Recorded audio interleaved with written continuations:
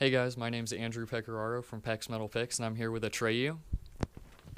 I am Travis Miguel, and I play guitar in Atreyu.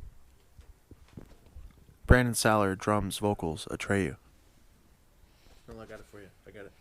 Dan Jacobs in Atreyu. All right, cool guys. So, the first question I have is one that I've wondered for a long time, and it's pretty much that Lead Sails and Paper Anchor was radically different than the 3 albums that you guys put out before. And I've always been curious why that is and what the reason for the change is. I think us as a band, it makes it more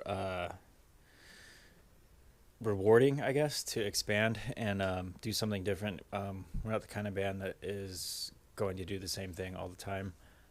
It'll get boring for us, and it'll get boring for the listener.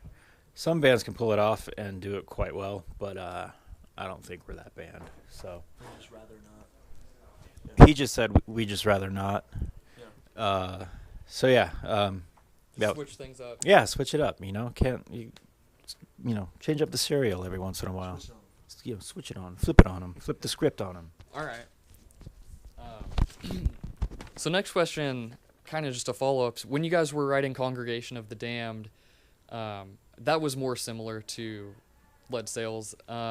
During that writing process, did you guys kind of wish that you had gone back to your heavier tone, or were you pretty happy continuing on in that kind of vein? I think Congregation, we wanted to make the music heavier, which I think that a lot of the actual music on that record is a lot heavier, but I don't know. I feel like we didn't miss. I think we weren't missing heavy music. I think that even a lot of Lead Sails musically is heavy. So when we wrote Congregation, it was just kind of wanting to Find a nice happy medium. Just wanted to find a nice happy medium. yeah. But yeah, I think that was kind of where that came from. So I think that we definitely accomplished that with Congregation. It's kind of a little bridges the gap between the kind of 2 extremes that we've sounded like in the past. And then your newest album kind of goes back to, I think it's most similar to your second one, but just in general, sort of your earlier stuff. When you guys decided to reform, did you just want to go back to having more screams and a generally heavier sound? Yeah.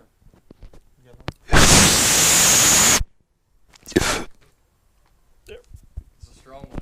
Yeah, I think that we had not played music for so long and not written music for so long that Alex wanted to just go ape shit, and we all just wanted to write really fast, aggressive, heavy music. So I don't think it was that we really tried. It's just that's what came out naturally. It's pretty good. It doesn't have to be that close. Okay. And it's pretty quiet in here. Do you think your next album or your future stuff will kind of continue on? We've been talking about doing a ska kind of turn. We've never done that before.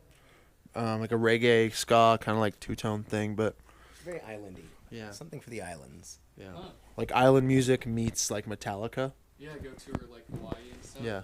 Cool. Yeah. No, I don't know. You never know. We never know what's gonna happen until we kind of get in a room and start writing the music, and it's at that point that we kind of realize what direction it's gonna go. It's never really all that plotted until it's actually happening. I think we always just kind of start writing, and it's this is what's happening, this is where the vibe is going, and we stick with it. Yeah, cool. It's never we're gonna write a heavy record, we're gonna write a whatever. It just Yeah. kind of happens. Yeah, you could probably keep the microphone. It's probably fine over there. I appreciate it.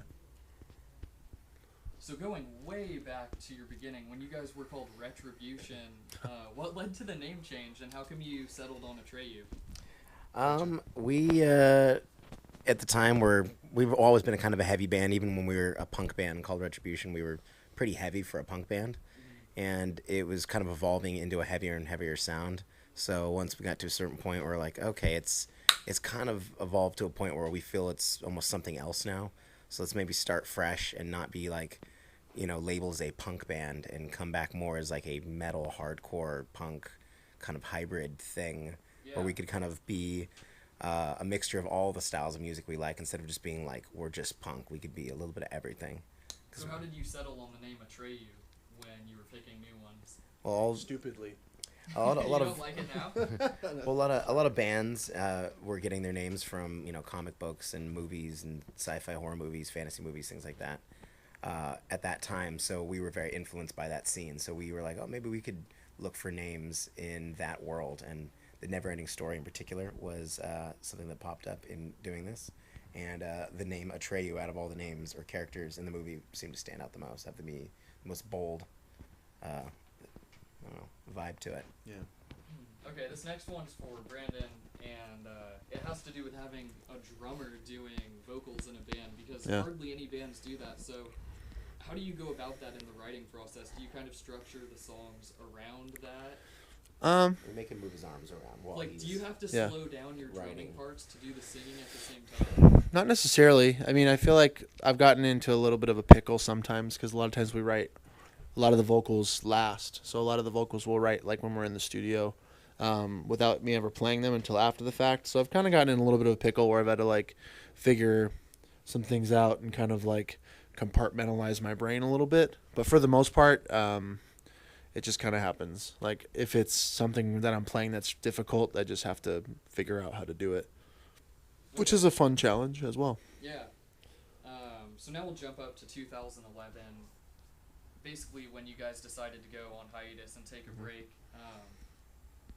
So I guess I'm just wondering what the cause of that was, and how, as a band, you guys all decided to do that instead of one member leaving or two members leaving. I think we just kind of like, as a whole, had a bit of burnout, you know?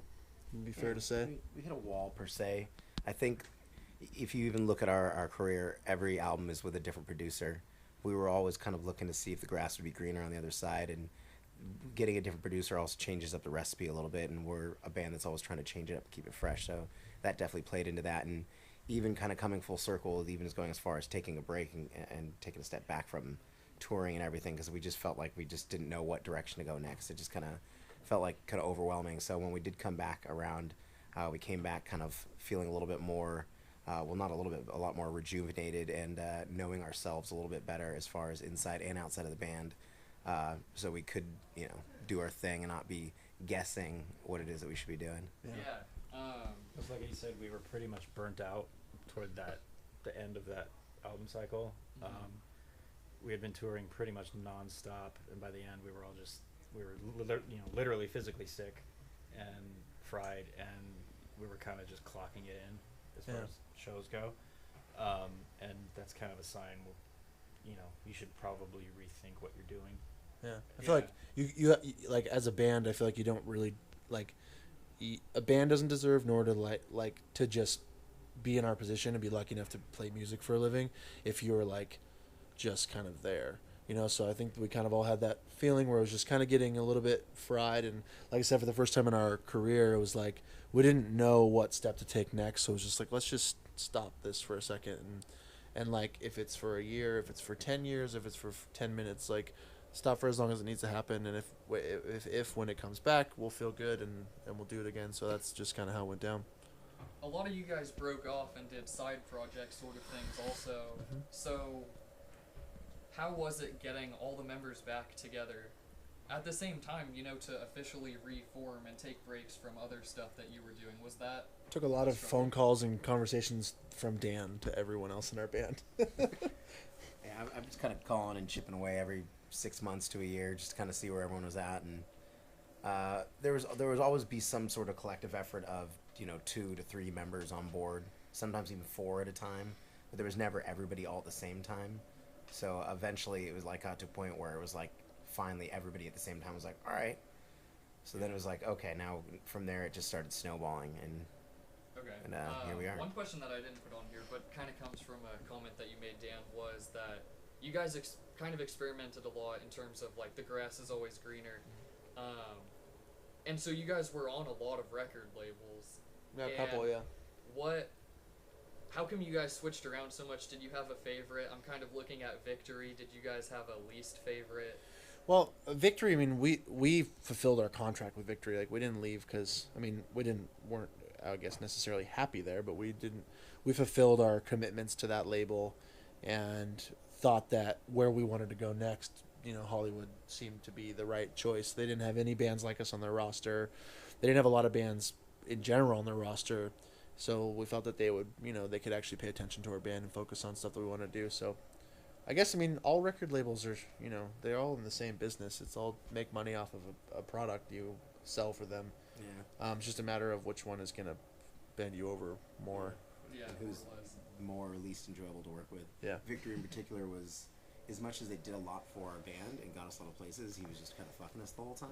Yeah, So, I've heard like, that from a lot of bands. That's why I was curious. It's a standard Tony Brummel move. Yeah.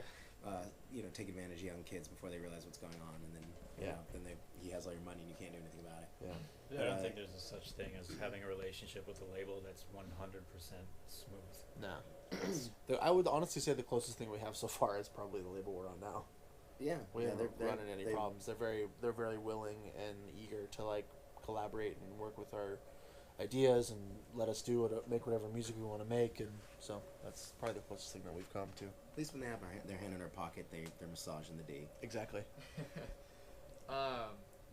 So my next question would be, you guys have been a band for almost 20 years, and we have some of the original members here. And even the ones that aren't have been there since 2000 pretty much. Yeah. So how do you guys make it work? It seems like so many bands these days have lineup changes on a yearly basis, but you guys have just really stuck with the solid core. I feel like a lot of things. Yeah. I mean, being friends, one helps. You know? That's helps probably a the lot. main component. I feel like Being after friends. knowing each other for so long, being in each other's lives for so long, Did you say annoying each other or knowing knowing each Okay. other, Same thing. both same thing. Same thing. I feel like we all know how each other tick and what makes each other tick, and what's gonna make someone mad, what's gonna make someone comfortable, annoyed, whatever. So it's you just anything, you just know people inside and out. So I think that we all are pretty well versed in functioning with each other and enjoying each other's company and knowing how to not piss each other off. I think too, just appreciating everybody's value. Yeah. And not, some bands get where I'm the most important person in the band and I'm the guy, and it's all about me. And when that happens, a lot of times it can, people get upset with each other, members leave, whatever, and it's it messes up the recipe, messes up that chemistry that people fell in love with, and that's a lot of people don't see the value. They think maybe just the lead singer can fucking just do whatever, and I'll get all new people behind me, and I'll still be fine. It's it's not the same. That's not the same recipe. Yeah, that's literally what this band called Amir is Yeah. doing right now. Is the vocalist is gonna just move on his own. But anyway, Yeah. Were there any times where somebody like almost bailed and it was tough? I don't think so. No, Oh, really? not necessarily. I mean, there's times where just the band in general would be tough, just because, you're like, as we were like growing up on the road, and like kind of learning about life and everything through the eyes of being like rock stars, and that's not a normal. It's not upbringing. conducive to normal living. No, it's not. So it's trying to juggle that and grow up at the same time is definitely I don't think we've ever had any blowouts or dudes wanting to quit or doing yeah. whatever. It just gets sometimes tough being away from home for long periods of time, or dealing with relationships and stuff like that, and trying to juggle things and side businesses or bands, or just trying to basically, when you're in a band, you dedicate so much time to it. It's hard to find much time for anything else. So trying to juggle everything, I think that's where the wear and tear can happen. But luckily we're still here. Yeah. Okay, so kind of winding down, Atreyu's one of the biggest metal bands. You guys formed metalcore. You're one of the main bands, in my opinion, that pretty much made a whole genre in the early 2000s. And since then, you branched off into a lot of other music styles. Basically, I'm curious what your influences are, the bands that you actually like to listen to. We were having this discussion the other day. Yeah, all that kind of stuff. Is that I feel like the majority of our band, aside from a handful of bands that I would say maybe myself and Porter listen to, most of the metal and hardcore bands that we love were the ones that we loved when we were 16. You know what I mean? Yeah. I feel like a lot of the music we grew up on is kind of untouchable. I feel like as far as metal and hardcore goes, there's I'd be hard pressed to find some bands that have come along since that have really smashed what came out in the late 90s, early 2000s. There's a handful of bands that are great, and there was a handful of bands that we came up with at the same time that we're into, like Poison the Well and Hatebreed and Killswitch Killswitch Engage, stuff like that, where it was like but we were all coming up at the exact same time. So I feel like most of the stuff that influenced us is like the stuff that we still listen to. You know, for me, it's In Flames, Soilwork, Shai Halud, Snapcase we listened to last night. Like, Nice, man. Those are some deep throwbacks. yeah. And on the other side, where it's like Get Up Kids and Saves the Day and the stereo and I don't know, like, I mean, the reason why we are like a band that has this singing and melodic punk side and then has this really heavy side is because we do have so many influences and we didn't want to just sound like one of them. We wanted to have all of it. So we're like, well, we really like, you know, all these bands over here that are really melodic and punk and poppy, but we really like this metal stuff and we also like this hardcore stuff. We met Alex too, who's into like the Crusty Clash and punk, Rancid and Black Flag and like stuff like that. Then you got Travis, who's into like Deftones and Far and what's that band you always, the joke we had, you go home and you put on, was it Sigur Rós? You go home and you put on Sigur Rós when you're done with tour. The Smiths. Sit there for 2 months. I think we're all just fans of music in general. Don't want to settle on just one Yeah, style. and I think there's a preconceived notion with bands that play heavier, aggressive music that that's all we listen to is just metal. But, you know, you can't. I kind of compare it to food. You can't eat the same. Like, who wants to eat Mexican food every single day? I mean, I love Mexican food as kinda much do. as everybody else. But Sushi, it just sometimes gotta I be want the some right thing, Italian. Sometimes I want some sushi. Sometimes I want Indian food. That's it. And that's all he has to say about that. Yeah. All right. So not to just like totally trot over Travis's point here about and ask a question specifically about metal, but you guys have been in the metal scene for almost 20 years, so you've seen it evolve. And I'm just curious what you guys think about the current state of things. I feel like kind of touched on it, like I was saying earlier. Like there's maybe a handful of bands that some of us can appreciate or are into newer bands, but you said this many times, and I think we all agree is that there's this kind of epidemic of heavy music that's been happening for like the last 5 years, where it's just like a copy of a copy of a copy of a copy of a copy. And I think a lot of the heavy music scene at this point in time is severely lacking originality. And not only that, it's like I said, it's like if you burn a CD to a CD, that quality is going to be a little bit less than it was on the actual CD. And every time you make a copy of that CD, the quality is going to get a little bit less. It's just because like there's a lot of just watered down repetitiveness, and like, you know, every band does the same breakdowns and has the singers sound exactly the same, and they have the same riffs, the same stage moves. They all look the same. Same black pants with the holes in it. Everybody looks the same, and it's one of those things where it's like when we started as a band, like we sound the way we sound because we wanted to be the opposite of everything that was happening, because we didn't want to just be another band. So like I think that these days that's one of those things where like there's a handful of bands that have their own unique thing, but I think there's just so many that it's just like I want something fresh. It's like when we started, we liked singing stuff, we liked screaming stuff. Nobody was really mixing that together, so we mixed it together and made this other thing.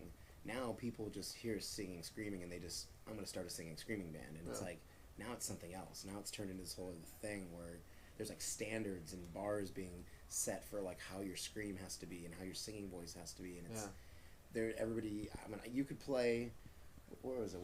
We've done some shows where there's like, 50 different bands or all of those type of bands on the show. And from start to finish, if I turned around and didn't look at any of them, nobody said what the names of any of the bands were, I would think it was the same band playing the whole time, All day playing long. the same song the entire day. And it's like, what is this? Like, everybody, you look back, they're all doing everyone the same moves, the same everything. And it's, I think that's everybody what thinks they leads have a us chance too because of it, which is mind blowing. And it goes back to what he said about like people think that because we're in a metal band we listen to only metal. It takes us back to the whole thing where it's like we're just hungry to find music, so we end up finding it in other genres and other things, because I mean the heavy music world right now is just kind of stale. We don't even really listen to metal that much anymore. I do, I personally do, but I mean it's shit that I used to listen to for the most part. Yeah. All right, one of my last questions goes back to exactly what you guys are talking about, especially the breakdown part. You can go back and listen to your first 3 albums, and I guess I would compare that with current bands. Like, when a band these days releases a song, you pretty much wait for the huge breakdown in the song. And that's what makes that song. And all these bands are doing the same breakdowns. But your guys' music doesn't rely on breakdowns. A lot of your songs don't have any at all. No. I mean, how? How do you guys do that? Because I feel like so many bands these days literally could not write music that didn't have breakdowns in it. They wouldn't know what to do. I think Take yourself back. Take yourself back to music. Don't talk about heavy music. Talk about music. Did the Beatles have breakdowns? Did the Stones revolve their songs around breakdowns? Did Black Tom Sabbath, Petty or Metallica. Sabbath? Yeah. Even the old heavy Anyways, bands, have Metallica's. Iron Maiden, no Like got breakdowns. no, it's like no, it's not a it's a fucking breakdown. Like that's just the aggressive part. Like when it's necessary and you want a moment in your song where it makes you feel like you want to punch something, great breakdown. Mhm. But it's like focus on a riff or a chorus or a fucking something. Instead of just part soup, a riff soup. Riff soup. Yeah. Yeah, it's just like there's more important things in life than moshing. a breakdown it's a very simple and effective tool to use in a song, but if you're using it so frequently, it loses its luster. So Back to your food analogy. right. You don't want to Pizza keep every song. right. Yeah. And I like Indian food. I like Chinese food. Yeah. Name more foods that you didn't name earlier. The one-trick pony. Cambodian, Thai, Ethiopian. Yeah. Cuban? vegetarian, Cuban. Subway. Vegetarian's not food. No. Rabbit food. Yeah. Well, it's food. Yeah. Just kidding. Yeah, but I think that again it comes back to the mentality of bands like we need a breakdown and blah blah blah. It's because it goes back to what your influence is. Like if your influences stop in 2002, you have a problem. Yeah. Don't be influenced by the bands you love that came out in the last 10 years. Try to get influenced by the bands that influence them, or even the bands that influence them. Like that way you won't think in a way that you have to have a breakdown every song. And listen to band, like if you want to, I mean, it doesn't always apply like this, but in most cases, like if you're trying to get big and you want to be influenced by something, be influenced by bands that were successful because Yeah. they're successful for a reason. If you're really influenced by bands that nobody gives a shit about, or just kind of like very small bands, it's like there's some talent there here and there, and not to say that there isn't, but in most cases, there's a reason why they're not that big, and there's a reason why you copying them is not going to do you any favors. Exactly. Yeah. Like it just doesn't, and I basically just, that's most Warped Tour is those fans. Yeah. That's like 90% Warped Tour. It's cool talking with you guys about that because I feel like a lot of fans these days, like the 14-year-olds, the 15-year-olds, who may not have even heard of you guys when you're like seriously making a genre in the early 2000s, they don't realize that the bands they like were influenced by you. And then I don't realize the bands that you guys are influenced by. It's just like there's like 3 generations in you guys. It's only like 2 in me. It's bad brother syndrome. Yeah. All these kids don't have good older brothers.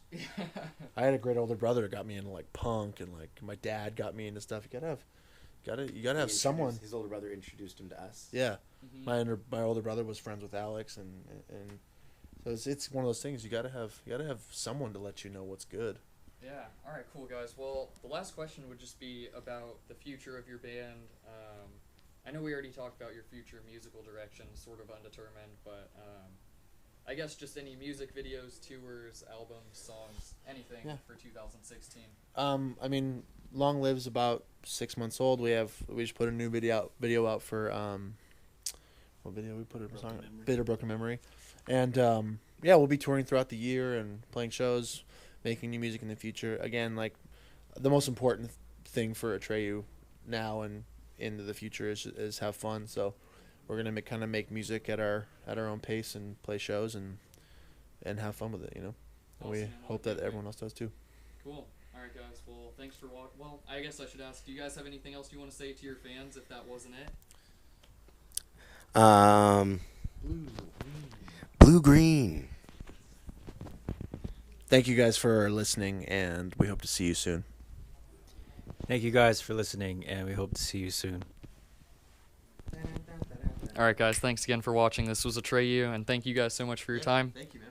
Make sure you check out their new album, Long Live, and seriously catch these guys on tour.